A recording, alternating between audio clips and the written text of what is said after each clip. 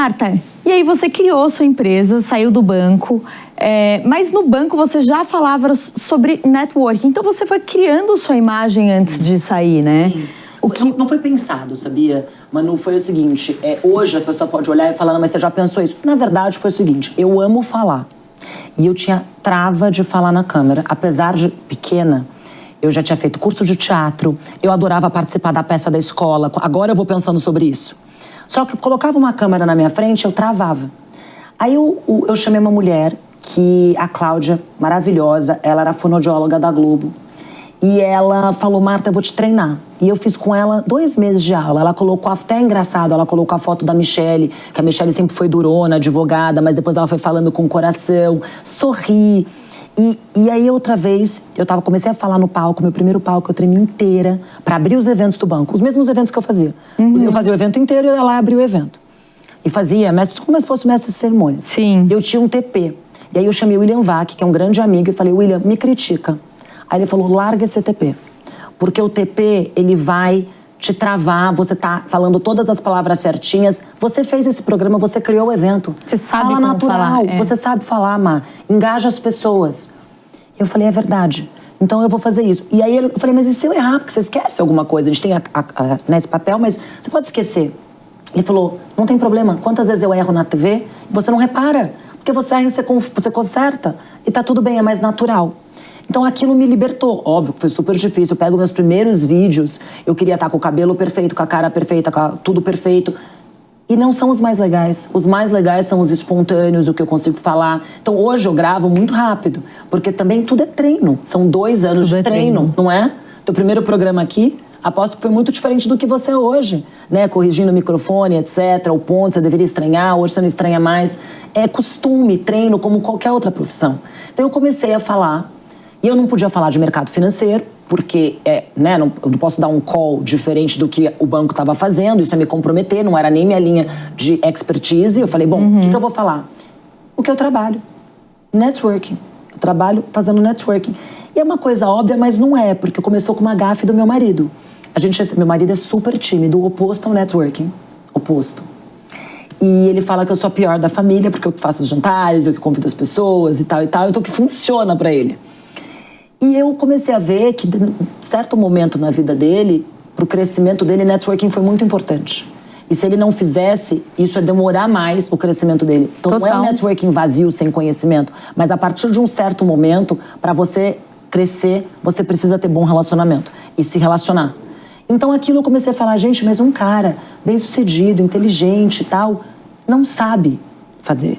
Não sabe por onde começar, tem vergonha, tem medo do não, tem medo de ser inconveniente, são uma série de medos. Sim. Então isso é um tópico por si só, né? Por que a pessoa não se relaciona, as pessoas ficam na sua zona de conforto? E eu comecei a falar sobre esses temas, todos inspirados nos meus amigos. No meu marido, depois meus amigos, depois assim, minhas amigas e tal, eu comecei a ver gafe das pessoas. Sei lá, você tá num grupo e você começa a falar com alguém paralelo ao grupo, que não faz sentido você falar. Sabe umas coisas assim, gafes? E eu comecei, esses eram os tópicos, gafes do dia a dia. Eu não falava as personagens e comecei a ter conteúdo. E aí depois comecei a criar conteúdos, ler muito livro sobre isso, sobre relacionamento e tal. E aí foi crescendo a rede. E aí eu comecei a dar palestras, eu comecei a dar cursos para as áreas comerciais do banco.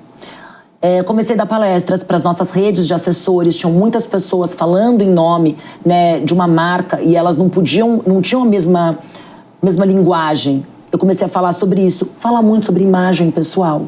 Se eu chegasse aqui toda estrambelhada, é uma imagem diferente, você é seu cartão de visitas. Então eu comecei a falar coisas que as pessoas vão passando batido, né? Tem muita gente que se relaciona com o cliente e acha que não precisa se cuidar, né? Então, que quer falar com o outro, mas não tá bem consigo mesmo, que você tem que se amar. Que se a pessoa te rejeitar numa abordagem, não é sobre você, é sobre a pessoa. Você não tem que te travar, criar traumas. Total. Não é? Eu tava até falando hoje, né, a hora que eu cheguei pra maquiar, falei, eu não tenho problema em não me responderem, porque eu também não respondo um monte de gente, eu esqueço. Então, né, ainda mais acho que as pessoas que trabalham no comercial como eu, elas estão o tempo inteiro tentando abordar alguém de uma maneira interessante. Sim. Que eu acho que isso diferencia muito o que você faz e como você faz. Exatamente. Eu sou uma pessoa que também sou muito procurada, enfim, por pessoas querendo vir aqui no programa, marcas querendo entrar na agência, mas eu acho que tem alguns pulos do gato para quem quer ser interessante. Eu acho que seria legal você falar sobre isso. É maravilhoso. É muito bom ponto você colocar, porque todo mundo que procura também é procurado, né? Então a gente tem que pensar o que a gente não quer que façam com a gente, o que nos incomoda, se colocar no lugar do outro. Para você ser interessante, você tem que ser você mesmo. Primeira coisa, a gente tá falando aqui de cópias, de pessoas que copiam outras pessoas. Quando você não tem autenticidade, isso transparece. Sabe aquela pessoa que quer ser um personagem que ela não é? Isso não passa credibilidade, transparência. Então, você se inspirar em tendências, isso faz super parte do mundo. Nós vivemos em tendência. Você copiar não vai ser igual. Não adianta alguém querer copiar minha fala. Como eu falo é diferente. A pessoa pode copiar meu Instagram inteiro ou meu Mas até inteiro. O seu pensamento, não tem né? como. Então, isso, primeira coisa, eu falo muito de autenticidade. Isso já te torna mais interessante. Segunda coisa é você trabalhar a sua autoestima. Porque, de novo, o que a gente estava falando aqui, não é sobre nós a rejeição. Você não vai ser inconveniente, óbvio, mas você vai ter bom senso. Mas entendo o bom senso, você não precisa ter medo dessa rejeição natural do dia a dia que acontece porque as pessoas têm 1000 coisas, que não pode criar traumas. E terceiro, é ter conteúdo. Isso é uma coisa que eu falo, brinco muito com meu marido, ele fala, mas não adianta só o comercial vazio. Concordo com ele.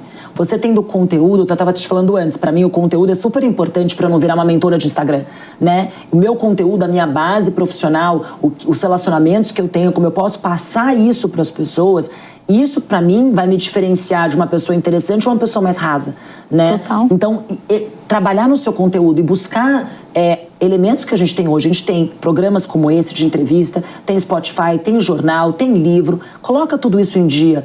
Se conecte com pessoas com conhecimento.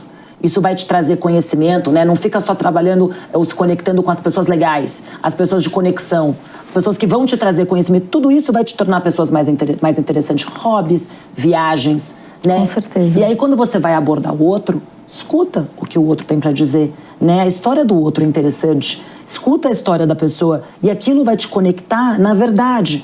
E você vai trazer a sua transparência. Agora, se eu me conectar com a pessoa, com um personagem que eu criei sobre mim porque eu tenho vergonha ou tenho segurança de quem eu sou, eu não quero nem colocar minha bagagem ou me tornei uma pessoa rasa.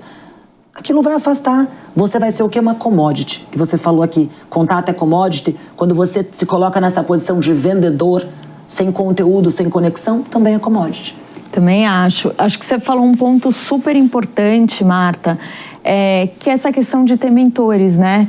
Eu, na minha vida, enfim, pessoal e também profissional, eu sempre escolhi pessoas que eu admirava muito e que tinham muito conteúdo. Então, em alguns momentos da minha vida, ou que eu não sabia o que fazer, ou que eu precisava refresh, sabe? Os meus pensamentos, eu marcava um almoço. Porque isso me faz... Pessoas fora da sua bolha? Totalmente. Folhas, algumas fora da minha bolha, algumas acima do que eu faço. Então isso me fazia... E era muito engraçado, porque eu tinha uma pessoa que trabalhava comigo e ela falava, você tá meio desanimada, você precisa marcar com alguém que você admira. Que legal! E isso... Super boa dica essa. E isso, enfim, eu acabo falando um pouco de networking, porque, querendo ou não, RP é networking. Total, você trabalha com networking. Exatamente. Então, isso era um ponto que me ajudava muito, ter esses mentores para refresh. Nossa, maravilhoso. Eu naturalmente tive mentores, por exemplo, quando eu fui fazer transição de carreira agora, eu ia falar transferência de emprego. Não foi emprego, né? Se bem que a nossa empresa é o nosso emprego. Né? É isso. Transição de carreira, eu busquei pessoas de referência para entender se eu tava louca. No sentido, cara, será que eu devo tentar mais um pouco? O que tá me desanimando? Mas nenhuma pessoa, falou, e pessoas assim, acima do meu trabalho, pessoas de diferentes nichos, ninguém falou, fica onde você tá. Todo mundo falou, já está na hora. Tá na hora de você ir, tá na hora de você empreender. Eu falei, então, calma, então não tô... Aí eu comecei a testar o pitch com possíveis clientes. Falei, deixa eu ver se isso é um produto. Né? Porque como é que você precifica relacionamento? Foi o que a gente estava falando agora. Será que eu estou criando uma coisa que não existe? Total. E aí eu comecei a falar com empresas grandes e falei, você me contrataria antes de eu poder ser contratado? Sim, sim. Te contrataria. Pesquisa de mercado, Pesquisa de mercado. Te contrataria. Aí eu falei, não, então calma. Então não é 1, 2, 3, não eram meus amigos, eram pessoas de conexões de trabalho. Falei, então eu acho que eu tenho um negócio, vou tentar. Então, pra mim, aquilo foi me dando muita segurança. É importante a gente ter humildade para acertar o pitch. Não foi perfeito. Primeira vez que eu fiz o pitch, a pessoa que eu estava falando falou o seguinte: eu preciso entender o que você faça numa folha de papel. Você faz muita coisa. Melhora a linguagem. Eu falei, nossa, que duro, doeu. Voltei pra casa, chorei, será que eu tô errada? Tal. Não, era só a linguagem, era uma coisa objetiva. É isso. Aquilo não me travou. O meu marido, ele trabalha no banco há muitos anos. Essa é a realidade dele. Ele não sabe uma coisa diferente disso, ele teve muito sucesso. Então, pra ele, isso é uma fonte de sucesso. Então, você tem que pensar quem você se mentora. Por exemplo, quando eu pedia pra ele, ele falava, eu não acho que você tem que sair. E eu falei, não, você tá travando a minha criatividade. Deixa eu parar de falar com você um minuto, eu sei que você me ama. Porque às vezes as pessoas que nos amam transferem os medos delas. Sim.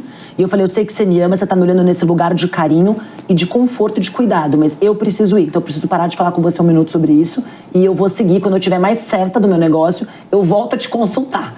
Mas agora você vai me trazer medos que eu não posso ter, porque sempre toda transição dá medos. Total. Né? Empreender não é fácil, a gente vê isso diariamente.